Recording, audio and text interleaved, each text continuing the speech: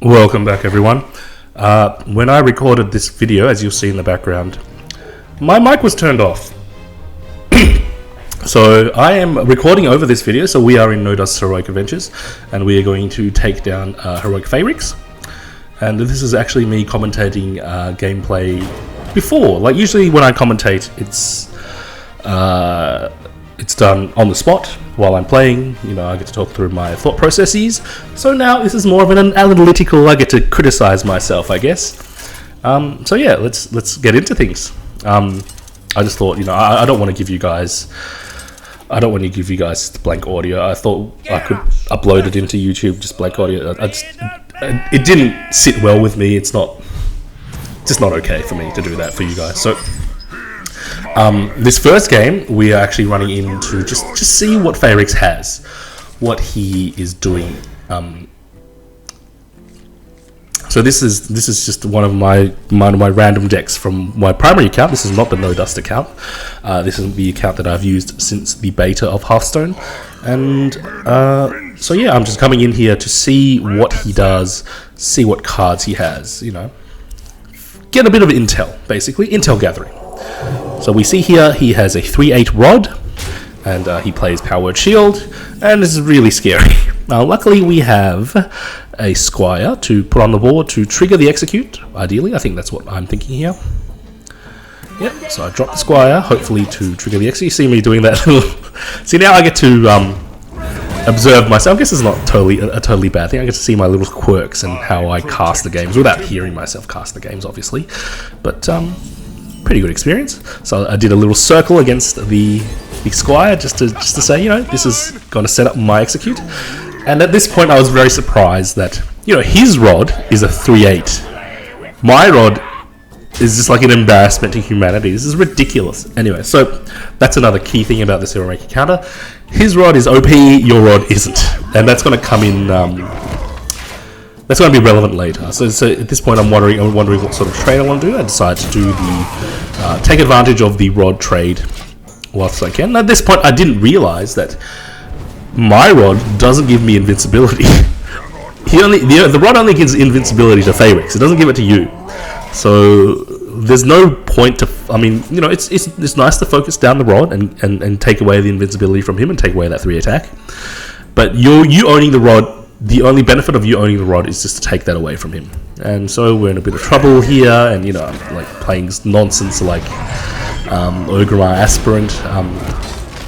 This random laddering deck I have, it's called it's like a fatigue deck, and I was experimenting with how a warrior might do fatigue, like, you know, with inspire heavy cards and discover heavy cards, since warriors' weapons are so effective. Anyway, I'm going to pause the recording and jump straight to when NoDust in the past went to the mulligan phase. So let's go. Actually, no. Let me hold that because he's gonna make his deck now. This is important. Yeah, it's funny to talk about yourself in the third person. It's fine. This is a learning experience for both of us. So he's gonna make his deck now. We're gonna delete the previous deck, make another warrior deck. I think that warrior is a great class for playing adventures, since warrior can be so defensive, and a lot of the win conditions for the heroic adventures are just to outlast them, you know. And I don't know how to type. I'm dyslexic here. Destroy. So immediately I realized that destroy mechanics are excellent because you need to get rid of that 3/8 rod as soon as possible. And so I just put in things. Emperor Cobra, pretty good. Yeah, and I think at this point I'm talking about Deathtouch. So I said anything with Deathtouch is really powerful. I put in the Myaxna, same thing, has Deathtouch. Anything with Deathtouch is actually really good against the rod, because it doesn't matter how high the attack of the Emperor Cobra is, as long as it deals damage to a minion, the minion will die. And link in the show notes for, you know, if you're not sure about what the meaning of Deathtouch is, it's a Magic of the Gathering term. And I've played a little bit of MTG.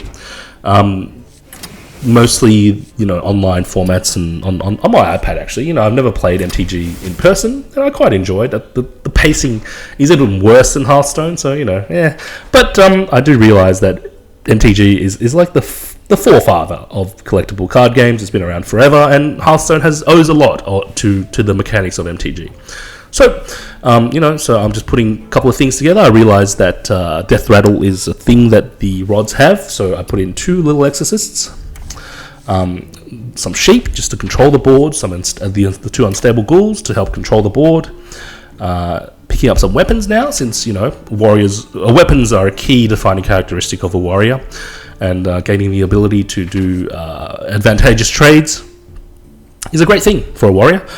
Being able to just clear things for, you know, basically trading your health for board control, and that really is where the warrior's hero power shines through. You trade your health for board control, and your hero power is so focused on gaining health. Your weapons, and you have a number of spells and minions that gain you health, such as Shield Maiden, Shield Block, and Armor Smith. As you can see here, I'm putting some Armor Smiths into my deck. And so subsequently, having Armor Game means you can use Shield Slam. I would really like a second Shield Slam, pardon me, in this deck. It's got to be a key thing to craft if I ever play Warrior seriously. And at this point, I'm putting in the finishes to my deck. I'm looking for cards that will help me finish the game. Like, you know, to the Warrior, you can be very defensive early on, and then you can drop powerful, impactful minions and finish the game. So it looks like I'm thinking about some 9-drops. Don't remember whether I settled on a 9-drop. I think I asked a question here about Nefarian and how he interacts with adventure bosses. So I think I'm typing in the show notes here in my little text box, in my little text editor to the side, how does Nefarian interact? And I think it'd probably be worthwhile for me to just do some science and do some research and run Nefarian against like a regular boss and see what happens. But I looked up on Reddit after this video, and apparently he gives you tail swipes if you play him against Blackrock Mountain bosses, with some exceptions. But it doesn't appear as if anyone has tested them against LOE bosses. I'm sure there's like a thread somewhere, and I'm just not spotting it, you know. But it's not a huge deal. And here at this point, I'm thinking about MCT, since he has a naturally larger board, given the fact that he has the rod on his side. And I wonder at this point whether the MCT will steal his buffed rod. And I think it probably would. I think that if he ever developed to beyond 3, like more to 4 minions or more, the MCT does have a chance of stealing his OP rod. As opposed to the Death Rod. Okay, so at this point we skip to the first game. Okay, and what do I do here? Yep, that's a good keep. Unstable into execute. Unstable will trigger will damage the rod, also blocking 3 damage to my face, and the execute sets it up quite neatly. And here we are. So we've got the ghoul into execute, or possibly into exorcist. I think at this point, yeah, there's an interesting question that comes up, but I'll let it come up on the screen before we talk about it. Okay. Yeah, so at this point I realize he has weapons, because when I did that first impression, I died before he pulled out a weapon. I think I could be wrong, but I'm pretty sure I died before I pulled out a weapon. And as we'll see, weapon destruction is going to become a key part of this run.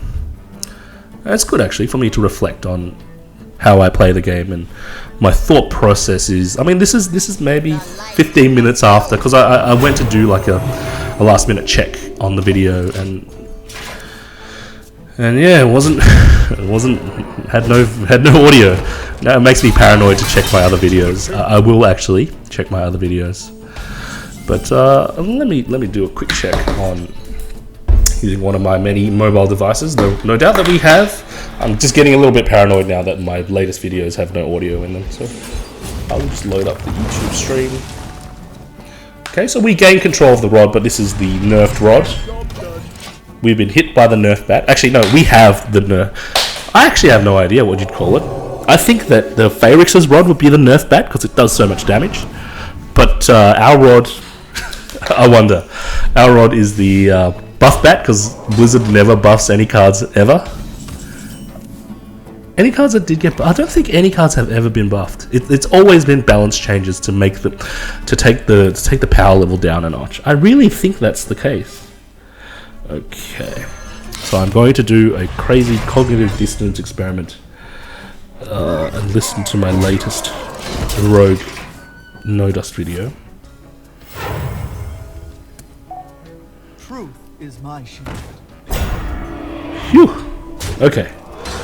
My other latest video is fine, and I'm very happy and very relieved to find out that I don't have to commentate myself commentating a game after I've uploaded the commentary of the game. Okay, that's enough of me being distracted. And so here we've run into a lot of trouble. I think the issue with my hand here is it's just too heavy. And, you know, the brawl is okay. It'll destroy 2 minions, but one of the minions might not be mine, and that's pretty bad, honestly. And he gained the buff rod. It's no good. So this game is basically done. Yeah, I wonder if I just decide to... Yep, so then we also realize he has Holy Fire. Great, so he has Burn. So this boss, you know, pretty intimidating. That rod is a problem. It's not so much that you need to hit his face while the rod is up, because you need to be clearing, you need to be controlling. Okay, so let me skip to the next... Actually, no, we'll talk about the deck changes. So I realized quickly that my deck is too top heavy. Or bottom heavy, whatever. I think bottom heavy. Like with the high drop, the high mana cost cards. There's too many. I put in a Black Knight because we saw a Sunwalker there, and I put in some Oozes because we saw some weapons there. Now at this point, I think I just go with the one Black Knight and the one Ooze, I believe. So I'm wondering what I'm going to take out for the Ooze. The Reaper. I think I decide against taking out the Reaper because it has the chance of one-shotting the Hoplite. So the 3 mana 5/5 with a Death Rattle, deal 5 damage to both players. I kept the Reaper because I wanted that as something that would deal with the Hoplites. So we put in one Ooze, and then we put in the Black Knight. We took out some of our finishers, and I think that's about it. Can I think of anything else? I think I took out a MCT and one copy of a Little Exorcist, and just they're not as consistent as you would expect them to be. What else am I looking for? Also, Bloodsail Corsair. I sort of glossed over that. So at this point, I think I'm talking about early game. I want some more early game to take control of the board. But Bloodsail Corsair doesn't end up making it into this deck, but is definitely worth considering because usually it does the same thing as Ooze. So I'm talking about Finley, but I don't think Finley fits because you play Warrior for the armor up, for the ability to gain effective health on turn 2. That's really, you might as well play something else if you're going to Finley yourself. So yeah, I'm talking about what sort of 1-drop I should run, Tournament Attendee or Elven Archer. Elven Archer is good because it allows me to proc damaged, like things that have a damage condition, so such as execute. So I can shoot something and then execute it, or I can, if I end up running Grommash, and I do end up running Grommash, I think, you can use the Elven Archer to shoot the Grommash. It's like a 1-mana Cruel Task. I mean, it doesn't do the same thing as a Cruel Task, but it's along the same lines, So we do put in an Elven Archer just to allow me to proc and execute. Yep, and then we hop straight into the next game. So I've been pretty diligent about, skipping in between games. So like the actual length of this video, I'd increase it by maybe 20-25%. If you want to figure out how... you could actually just look at the clock on the bottom left. But you figure out how long it took me to take down this boss, the deck iterations and thinking about things and just losing. Yeah, it's about the length of this clip plus about 25% because I skip, clicking to and fro, and I skip. Sometimes I forget to skip the, the introduction animations and so on and so forth. Okay, so the sheep is not bad, but yeah, this game, I remember this game. We have what I called a poker hand. This is great for Texas Hold'em, or any poker, 4 of a kind. Yeah, I'll take it. Not great for Hearthstone. Hearthstone, you want a straight. You don't want a 4 of a kind. You don't want a full house. You want a straight. You could even go for a flush, but there's no such thing as... flush is not too bad because you don't know what mana cost the cards will be, but they'll be your class cards, and class cards tend to be more powerful than non-class cards. So a flush is not too bad, but then you could also get the neutral flush, which is not great because they'll all be minions. So Yeah, I think the ideal poker hand for Hearthstone is not a 4 of a kind, not a 5 of a kind, not a well, you can't get 5 of a kind. You can get 5 of a kind in Hearthstone, but yeah, ideal hand is a straight. 1, 2, 3, 4, 5, or 2, 3, 4, 5, 6. That's minor curve, and that's probably something I might use in the future. You got a mulligan, look for the straight, or at least look for like 2 pair or something like that. So I give up here because our starting hand is so horrible. We with the 4 of a kind, not going to make any progress here. But I think we just go straight back into the game because the deck didn't get a fair chance to go for a start. So whoops. I paused the recording only to realize that my video player has the same shortcut. Okay, so we're just going to watch the whole thing. That's fine, no big deal. That's fine. Okay. Yeah, once again, I think at this point I realized that the mana curve of this deck is still a little too heavy. And it's okay for you to have a heavy mana curve, but if you can make it out of the early game. And that's really how a lot of the heroic bosses win their games against players, is they have a very oppressive early game. As you can see here, he starts with a 3-8. And he has Fire War Axes. And he's immune, but that's not a huge deal because you're not going to hit his face until you have ward control. So the immune part is not the important part. The important part, and there we go, our Ooze is doing good work here. The important part is actually the Sun Rod being a 3-8 and requiring you to remove it. Otherwise, it basically deals 3 damage to you every turn. It's like he has the Hunter Hero power. He has like the Super Hunter Hero power. He has the Justicar Hunter Hero power. Now we get our crappy rod, but better that we have the crappy rod than he have the OP rod. And we have no answers. Sort of have an answer to the Hoplite, like the Execute, but then there's no quick answer. There's no answer that I can play on this turn to deal with the Hoplite. So I wonder. Would have been nice to have a Shield Slam, I think I was saying. But Death Spite, yep, so I decided to swing with the Death Spite to get it ready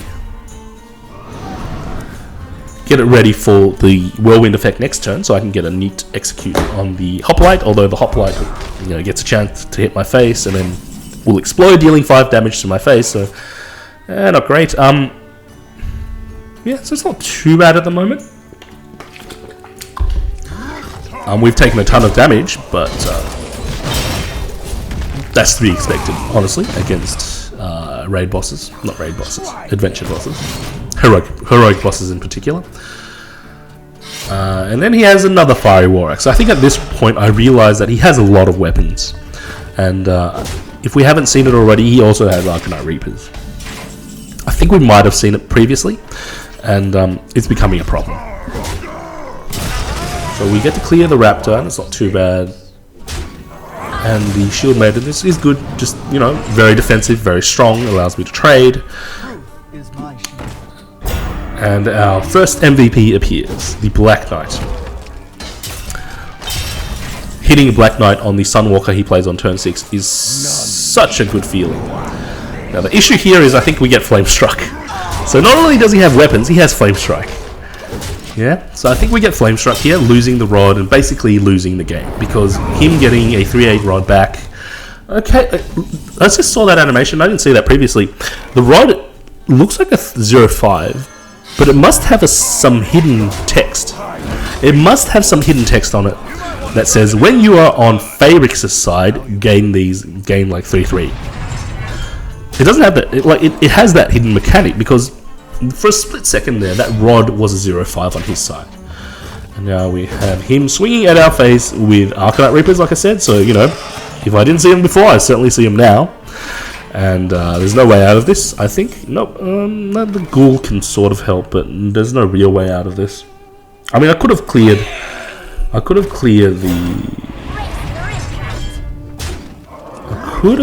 Raptor. Yeah, I think I'm just realizing here that it's a lost cause. I think I'm going to need to clear the Raptor, actually,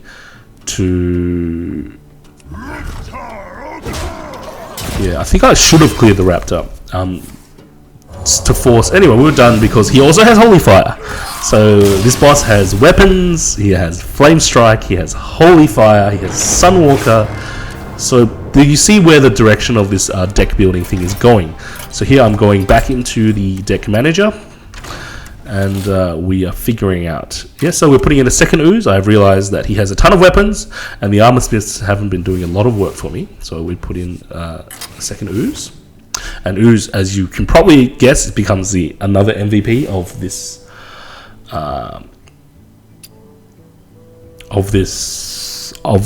boss takedown. And what am I thinking about now? I think I'm talking about how slow my curve is, and how I should probably speed it up, and look for more early game advantages and look for more early game power. And then we thought, so we realized. I think at this point I realized that Brew is going to be good for both using on the Ooze and also brewing, essentially taking the rod off the table. So if I can get the rod on my side, and then I can play Brew on the rod becomes a card in my hand, and therefore there's no death rattle that is going to trigger. It's just going to be sitting in my hand, and he doesn't gain the benefit of the 3/8 minion. He doesn't gain the benefit of being immune. I put the card in my hand, and we're sitting pretty. So at this point, I'm looking for some more early game cards, more early game things that can trade with what he has, set up executes, and so on and so forth, without me having to swing my weapons and take a ton of damage. So yeah, we add a Zombie Chow. I think I put in. Well, let's wait and see. Yeah, what am I doing? Okay, Let's go and see what we put in. Yep, so we put in abusive combos, like I'm talking about here. Abusive combos with Big Game Hunter. You can do abusive big game 4-mana combo, make the attack of the Hoplite or a Fireguard Destroyer. So he also plays Fireguard Destroyers in this deck. Make the attack 7, and then have a really neat clear with a BGH. He doesn't actually have any natural BGH targets aside from the Fireguard if it buffs itself to the max, but that's a 1 in 4 chance that he has a BGH target. Like, he has no natural, he has no cards that he plays and you can BGH. So, the inclusion of the BGH in this deck is a little bit problematic, and at this point we realize that he plays card draw. He plays very efficient card draw, and that's another way to win the game. Warriors do very well in long drawn-out fatigue-based games. Here we are. We get our first taking the rod off the table, and that's going to be a key theme. So the Brews become a key part of the takedown of Phaerix, another MVP, because taking the rod off the table, taking away that big minion on his side, so key. Okay, so then we. I think I decide to just go face with the weapon just to get damage. And I think at this point, I sort of realized, or I realized just from watching this now, that there are too many weapons in this deck. Especially I pick up the Wrath of Weaponsmith. I should probably take out some of the weapons in this deck. Now the Explosive Sheep is not bad because it allows me to deal 5 to the Fireguard, and the Sheep will deal 2, will overkill by 1, and finish off the rest of the Fireguard. Although, I think I'm realizing here that swinging at the minions he has isn't a great idea, since you're already so far behind in health. Weapons is probably not the way to go here. I mean, they're useful, but swinging at anything with a high attack, it puts you quite far behind in the health race. And this really is what it is. He's looking to burn you down before he fatigues. Okay, and since this is the length of this video. We're not gonna beat Phaerix in the middle of this video. That this is another failure of a game. You can skip to the end. I don't care. I won't take offense if you skip to the end to see how I actually beat him, the final iteration of the deck that I actually beat him. But I like talking about thought processes and how I build the deck and how I eventually arrive at a deck which is strong enough to challenge Phaerix and actually take him down. Okay, so yeah, we have too many weapons here. Weapons are still good. Like, even if you don't you don't use them for board control, weapons are very good mana to damage ratio, or damage to mana to card ratio. And that's something probably I should talk about at some point. But a Fiery War Axe is 2 mana. It's 1 card that costs 2 mana, that gives you 6 damage. There's nothing else that gives you that much damage. Like a Fireball is 1 card that costs 4 mana that gives you 6 damage. Warriors get, like, essentially, they get, I mean, obviously it takes longer for the damage to be applied. You can't apply the 6 damage in 1 turn, but the total damage of a Fiery War Axe is the same as a Fireball. It takes 2 turns to apply. But that's the thing about weapons. Weapons are a little slower than spells, but are super high value.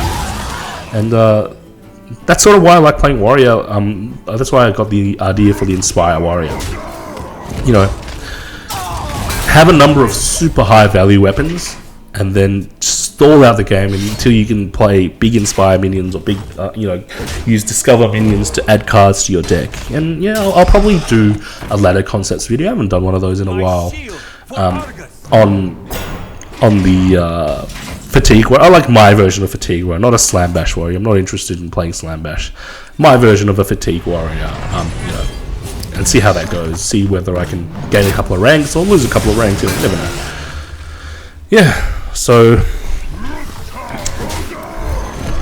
this game is we're just slowly slipping down. You know, it's a slow downhill slope against Phaerix. You really just need to hold out until he runs out of cards. And I think I'm also realizing here, well, the game's over, but I'm realizing here that I need some card draw in this deck. That we are getting to 10 mana and we're running low on cards. And having too many weapons isn't great because you can't equip 2 weapons at once. So that's one of the risks of running too many weapons in a warrior deck is often if you have too many weapons, they just sit in your hand, they do nothing. So there we go, I take out a Fiery War Axe. I realize that the War Axe doesn't actually do a lot for me. It can be used to set up and execute, but I also already have multiple defensive minions that set up executes. You know, so at this point I'm looking for some health gain because it is a health race. I've realized that it's a health race. Do I take out a Cobra? I don't think I take out a Cobra. So I'm just thinking about what to take out. I put in, so I fill out my 3-drop slot with the Earthen Ring.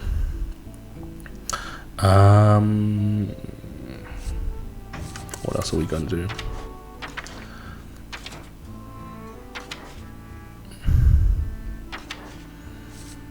I think at this point I put in Revenge. I think, or maybe it's another game. Yeah, it's all mixing together after a while. But like I said, I'm not shipping a video with no audio. I don't care if I have to sit here for a full hour and re-commentate the whole thing and reanalyze the whole thing. And I apologize to you guys. It's not of the time. It's not super, like the things I say are necessarily not the same as what I said back then, and the experience will not be the same. But I'm not shipping a video with no audio. I'm not having you guys just watch like a silent stream of Hearthstone. You might as well go to Twitch if you want to watch someone stream silently, honestly.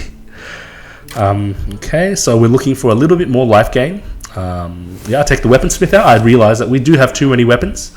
And I didn't flag that. The Grommash got an include. And the Grommash actually ends up being quite key in this run. You know, I'll talk about it once the time comes. This is a great starting hand. So as we can see here, Doomsayer is MVP because he doesn't actually have an answer to Doomsayer, turn 2 Doomsayer. He doesn't, like, all the times that I played Doomsayer on turn 2 against the Rod, he didn't answer that.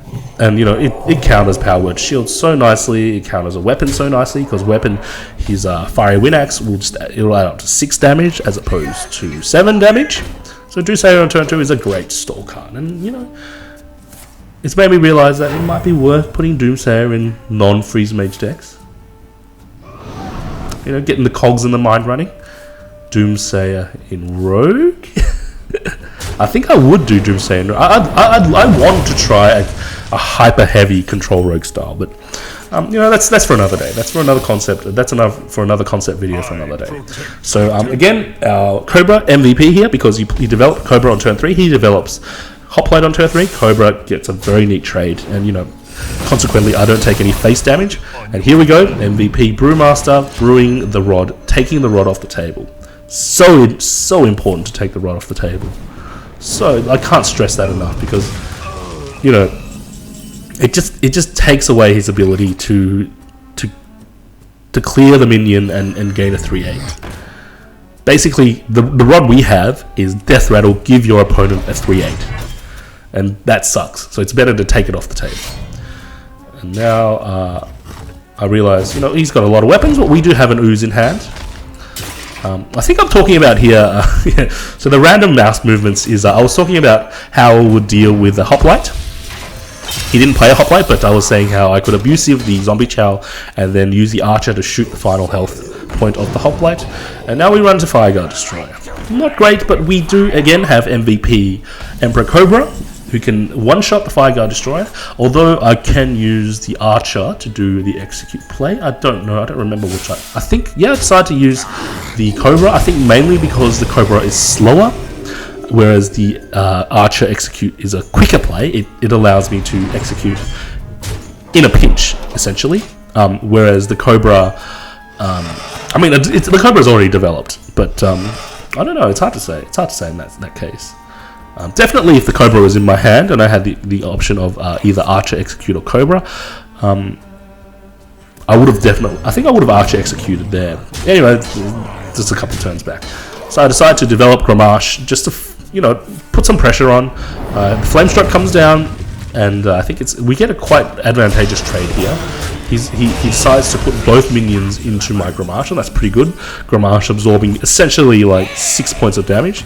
And the Unstable here, I think I might have been better off playing the Sheep alongside the Unstable to clear both the Buccaneer and the Voidwalker. Yeah, I think that would have been a better play, but the Voidwalker doesn't represent a ton of threat, so it's hard to say. Now here we have a strong Archer execute play, and I think that is what I will do. Archer execute, weapon up, swing at the Void Walker. Yep. Okay, so we developed the Sheep also. I'm not going to swing. Are you serious? Why didn't I swing? That was a misplay. Yeah, I should have swung. I had the mana. I think I was zoning out or something. I think I had maybe like half given up on the game already. Maybe not. It's hard to say. But swinging there would have made a big difference. I feel. And we are actually fallen quite far behind. And I think I spent some time here thinking about this turn because my silly not swinging misplay has led to a big board that I have no answer for. And I think at this point I realized that we need revenge in our deck. Because aside from the Hoplites and the Fire Guards, he has a load of nonsense in his deck. Like he has like things that give taunt. He has Argus, and these things are very easily cleared by a empowered Revenge. So Revenge is a 2 mana card. I thought it was a 3 mana card. You'll see this when I go into the deck manager. But Revenge is a 2 mana card, and also Revenge great against his aggressive Druid of the Flame. So we're done here, but I think following this game, I definitely go in and I find the Revenge. It's a 2 mana card that deals 1 damage to all minions if you're above 12 health. I think if you're 12 health or below, it deals 3 damage to all minions. So it's like an option select. If you haven't heard of option select, it's like a fighting game term. It's a fighting game term. You have an option to use it as a whirlwind, as an expensive whirlwind, or as a cheap Hellfire that doesn't damage you, and that's a really nice card. I really like Revenge as a card, and I think I'll start putting it into my warrior lists. But we'll see. So I realize here that the Brews are MVPs. That we want 2 copies of both the Brews. I think in this deck, just thinking about what to take out for them. So at this point I realized that the Winax doesn't actually do anything for me. He doesn't clear any of his minions. He only plays those little nonsense minions in the late game. Consequently, the second Deathbite, same logic.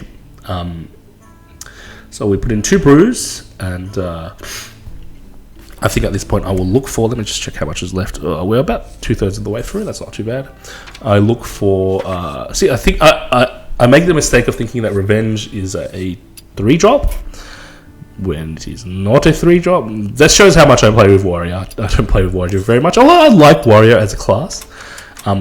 It's a slow, deliberate class. Every choice is deliberate. Armoring up is a very different thing from any other hero power. Very slow, very deliberate class. However, I'm not a fan of Wallet Warrior. A warrior has, the bottom half of the list is filled with legendaries, with Alex, Baron Geddon, Sylvanas, and Dr. Boom. I'm not interested in playing that style. I mean, I could play that style, and I could, play the Control Warrior style. It's just not interesting to me, And people are like, there's been a suggestion. There was a suggestion from one Reddit user for, why don't you run more aggressive? Why don't you run your budget rogue list more aggressively? But honestly, it could work, but it's just not my playstyle, and I wouldn't enjoy laddering with a list that doesn't suit my playstyle. And yeah, sure, I could do a budget hunter and ladder to rank 5, and just go face, but it doesn't suit my playstyle. I wouldn't enjoy recording these videos.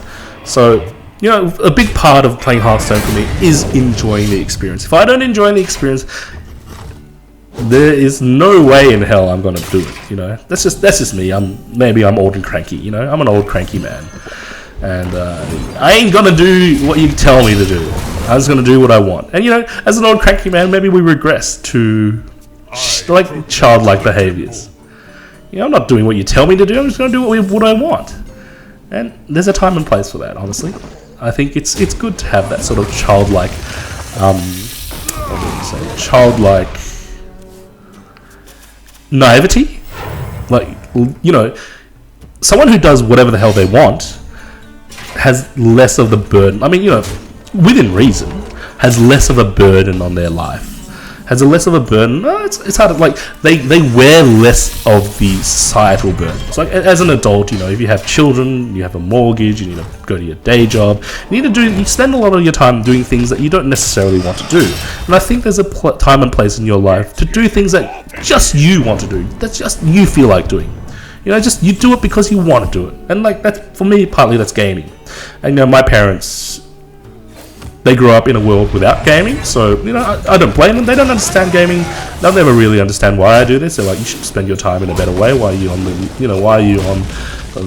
tablet, or why are you on the computer so much? But this is just what I want to do. This is how I spend my leisure time.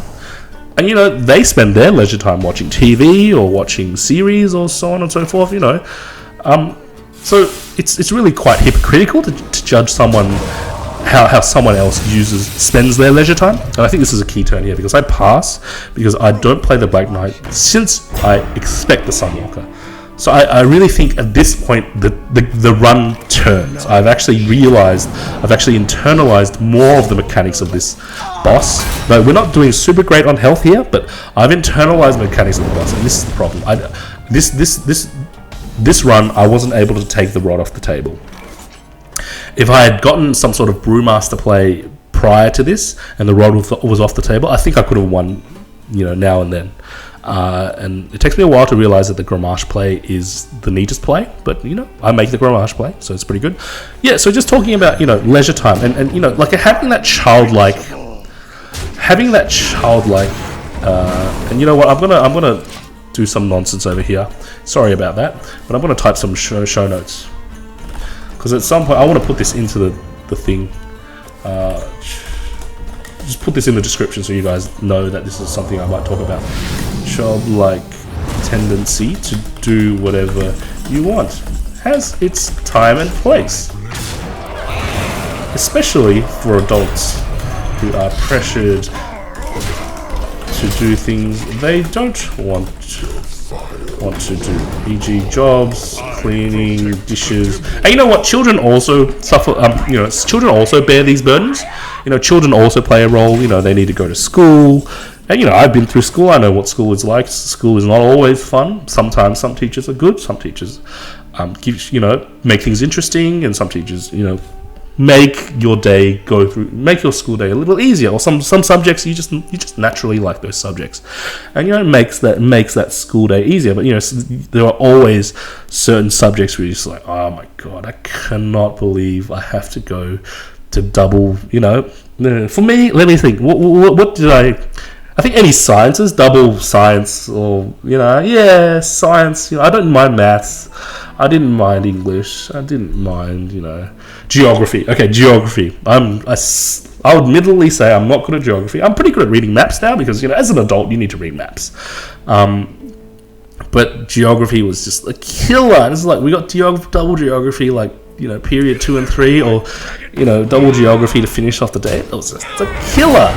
So, you know, we all have these, I don't even know what they're called, because, you know, people have responsibilities in their lives, and I appreciate that. People have responsibilities.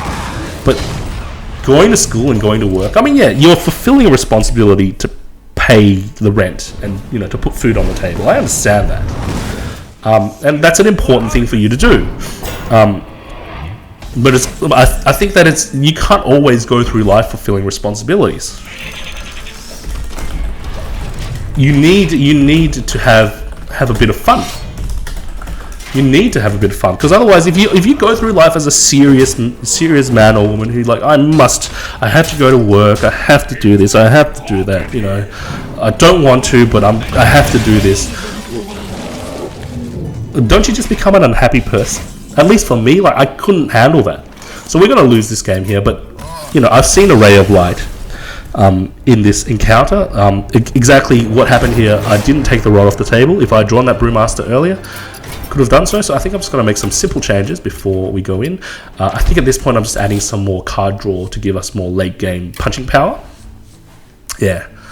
Anyway, so yeah, like, you know, you can live your life with all these responsibilities, and pay heed. This is just me talking about my life. I don't know what your life is like. I don't know what anybody's life is like. Not even, you know, not even my parents' lives, not even my friends' parents' lives. No, you have no idea what anyone else's life is like. You only know what your life is like. And at least in my life, you know, there were periods where I had to commit to my responsibilities and keep doing the responsible thing. But that wears you down. At least it wears me down. And it wore me down, and it wore me down, and it wore me down. And I realized that it's important to have some time to yourself to go, hey, I'm going to be a kid, and I'm going to do whatever the hell I want without anyone else telling me to. And part of an adult, becoming an adult isn't, you know, stopping becoming a child. Like, an adult doesn't not do childlike things. An adult does childlike things and adult-like things. You know? And an adult, the difference between an adult and a child is that the adult knows when it's appropriate to do adult-like things and when it's appropriate to do childlike things, whereas a child can only do childlike things. Yeah? Now, I'm going off in a tangent, but, you know, I've had enough of this run. You know, the run ends, you know, in a positive way. We take him down. So, you know, if you're not interested, just skip to the end, just skip to the final game. You can watch the final game. I don't really mind. Let me see if I'm capturing... let me just do this full screen. Yep. It's not great. Whatever, you can see my start bar. Yeah. So yeah, like an adult. Let me type this down. Adult knows when to do kid things and when to do adult things. Kids only do kid things, and you know, kids don't only do kid things. Kids can do adult things. You know, that's part of growing up. Sometimes kids do adult things, e.g., part of growing up. But I think that at least where I come from and the society that I grew up in, there's the perception that an adult does only adult things, and I think that's quite detrimental. It's quite harmful to the people when they take that point of view. Like, you know, I am an adult now, I have a mortgage, I need to pay the rent, I'm not allowed to engage in things that I used to like as a kid because I need to leave that behind. You know, maybe in the past I like to do doodles and drawings, I like to play computer games, but now I'm an adult, I'm not allowed to do that anymore because I need to do adult things. I think that's a really harmful way of thinking. I think that a person who restricts themselves, you know, I must only do adult things. And maybe there are adult things that you enjoy, and there are adult things, I'm not going to talk about them, but, you know, 18 plus things that adults can enjoy, but that's also quite, I feel that is also quite childlike to indulge in your, you know, like there are adult things such as gambling and alcohol, and that's an outlet for, you know, for your needs, like your childlike needs. But if you cut off the potential for you to play games or to listen to, you know, to just do a little dance or do silly things, if you if you restrict yourself from doing that in your life, I think that becomes quite problematic. And you get, when at least when I did it, you become quite pent up, and you're like, I have to go on and slog through this day, and I need to push the ball up the hill, but it rolls down the hill every day. Sometimes you just need to leave the goddamn ball at the bottom of the hill and go fish, or go, and go do whatever the hell you want, because that is healthier for you than trying to push the ball up the hill every day, goddamn day of the week. Yeah. I'll have to listen back to this and distill it into some sort of form, because I probably should do. But I want to hear feedback from you guys. Would you like a video on what I think on this topic? Because I think I've spent enough time in this video talking about this. If you haven't realized already, like, I go off on tangents, and there's just things that I latch onto. My mind just latches onto some certain ideas, and I have to see them to the end. And this is certainly an idea that I want to see to the end. This is not the time and place for it. A Hearthstone video on Heroic Phaerix is not the time and place for it. But I'm commentating myself. I'm not focusing on the game. My mind wanders. So I'd like to hear some feedback from you guys. Do you want me to talk more about these adult things and kid things? Like what an adult actually means, what growing up actually means, as opposed to what people think growing up means. Because, like I said before, what actual growing up means is you realize that when it's suitable to do kid things and when it's suitable to do adult things. What people think growing up, some people think growing up means, which can be quite harmful, is you're not allowed to do kid things anymore. You shouldn't do kid things anymore. And I think that's quite harmful. And I'm very happy to talk, because I'm quite interested in human psychology and societal psychology and things like that. It might not come through these videos, but that's a key area of interest of mine. And I like to read up about it, I like to think about it, I like to just, it's just something I like. And I'm very happy to put together a non-Hearthstone, non-gaming related video. I could talk about it in the context of Hearthstone. It's a little in the air at the moment, but it just goes to show me having to clean up my mistakes. We had at least I feel like I had a really useful conversation, at least even to myself, about growing up and maturity, and what does maturity mean, and what does it mean to be an adult, and what does that mean, what are the consequences of taking away childlike things or childlike impulses in your life. I think that's a useful thing. That's a useful way to call it, like an impulse, a childlike impulse. A childlike impulse is to, I feel like eating chocolate right now. I like chocolate. Let's eat some chocolate.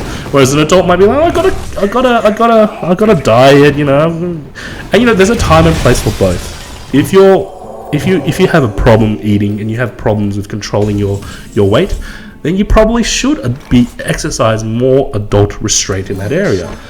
But if you've had a long day at work and you're a little bit pudgy, but you're not gonna keel over from a stroke, maybe treating yourself to a bit of chocolate will help your mood improve. At least this again, I'm talking about myself here.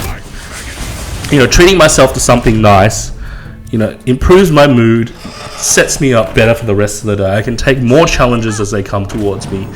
And it's, as opposed to I need to hold on, I need to be strong, I need to take it like a man. Or even not even there are women out there that I see also who's no, I can't do this, I need to hold on, I need to be a martyr, I need to sacrifice myself, because that's what an adult does. And I don't actually think that's what an adult should do. And I don't think that's what a healthy adult should really have to do, in my opinion. And I've only realized this after a long period of introspection and thinking about things and going through tough times. That's also part of growing up, going through tough times. And I'm happy to talk about them at some point or another. But again, this isn't the best avenue. I'll give you guys a taster into this is more of a look into how my personal inner workings are. And if you're interested, I'll do some more videos. Maybe I'll start another channel that talks more about, psychology, I guess you'd call it, or just social, whatever. I don't know what to call it. I'm not a psychologist. I don't know this, because I just have thoughts on these things. And if you guys are interested, leave a comment on Reddit, leave a comment in the show notes, and I'm happy to work on it. I'm happy to put some time into something that exactly. This is a childlike impulse. I have an impulse to work and talk and think about things in the realm of psychology and social psychology. It doesn't earn me any money. It's just something I like to do. It's something that if I do it, I find it relaxing. I find it energizing. Like, doing this gives me energy to do other things.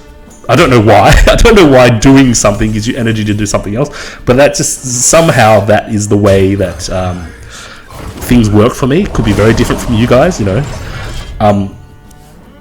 So this is like me exercising I'm letting myself do this because I know that this will improve my well-being, at least in the short term, if not the long term.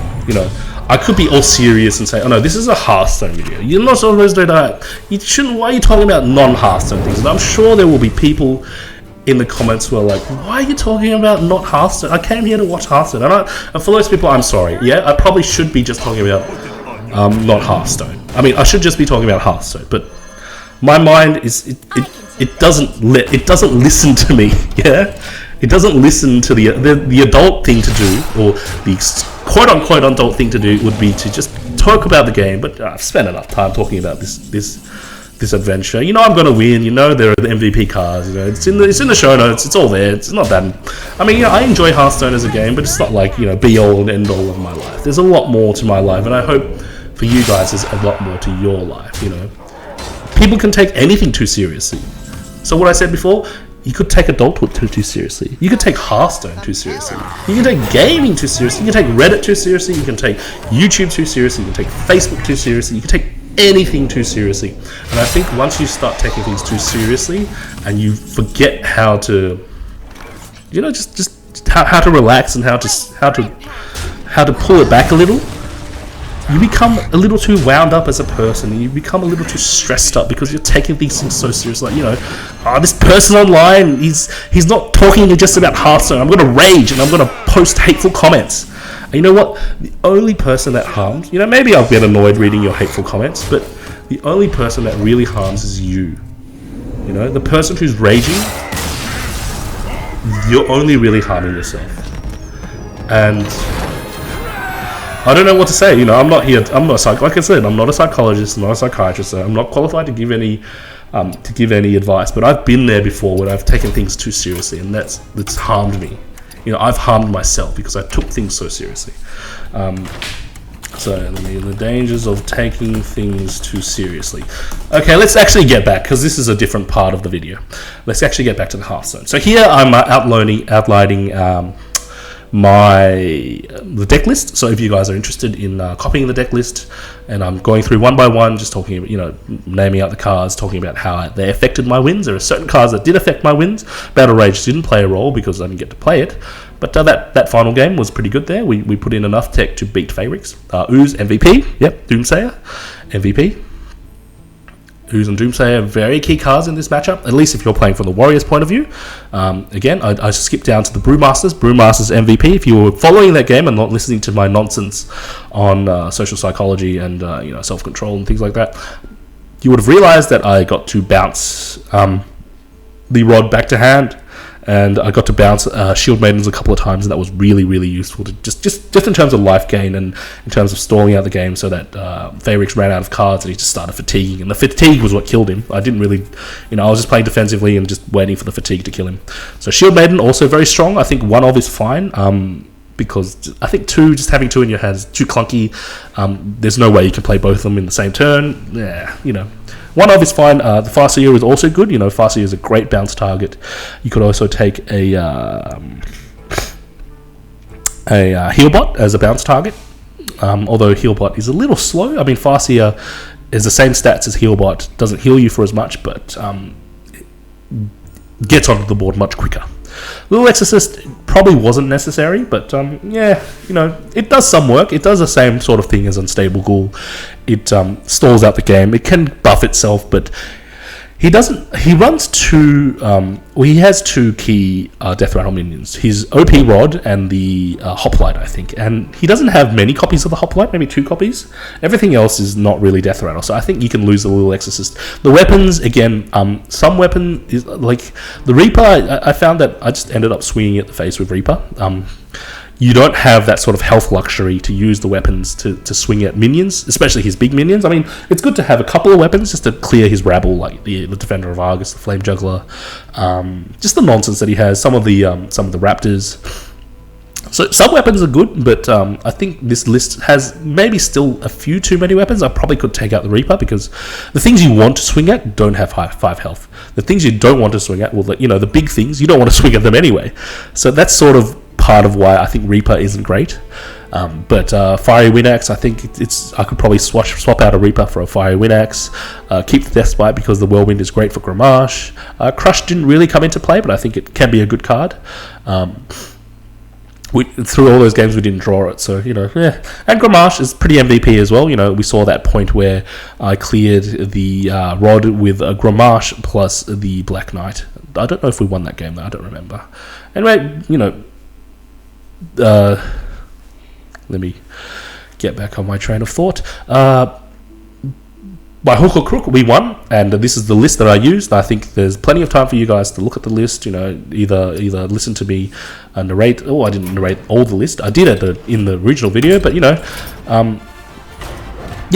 that's the list. If you want to use the list, and at this point, I'm just flagging what we're going to do in the next video. We're going to do Temple Escape, and I'm confused here. I'm still confused whether Temple Escape has a list uses one of your class deck lists or not, because one of them doesn't use your class deck list and one of them does, but we'll figure it out. Yeah, so again, thanks in advance for liking, sharing, commenting and subscribing. I do this for the love, and any gestures of appreciation mean a lot. Hope you guys have a wonderful time. Hope you guys weren't too annoyed. I mean, I'm not going to do this too often, digressing into random social psychology, random being an adult sort of things. This is a one-off, and I will put the stuff that I want to do about non-gaming related stuff either on a different channel or on a different playlist, so that people who want to see it, they can see it. If you don't want to see it, you don't have to see it. It's fine. Your time is yours. I respect the fact that you come into a Hearthstone video and you want to see Hearthstone, you want to hear someone talk about Hearthstone, and if he spends 15 minutes not talking about Hearthstone, I can imagine why you might be a little annoyed, but also you might be a little too serious. Anyway, thanks for watching, guys. Apologies that the actual clip didn't have the original audio. I would have much preferred it to have the original audio, but we did come up with some positives. I got to talk about some projects, some other things that I want to talk about, and I want to hear from you guys. If you want to hear more about me talking about non-gaming related things, please let me know, and I'm more than happy to do some work on that. Okay, thanks again, guys. This is NoDust signing off. I'll see you next time.